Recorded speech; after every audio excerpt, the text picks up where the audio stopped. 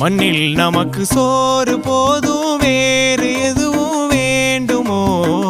ஆக்சிஜனே தீர்ந்தால் கூட சோத்த தேடி ஓடுவோம் டேஸ்டுக்காக வாழும் இந்த பாடிடா கெத்தா சொல்லுவேனே நானும் ஃபூடிடா மண்ணில் நமக்கு சோறு போதும் வேறு எதுவும் வேண்டுமோ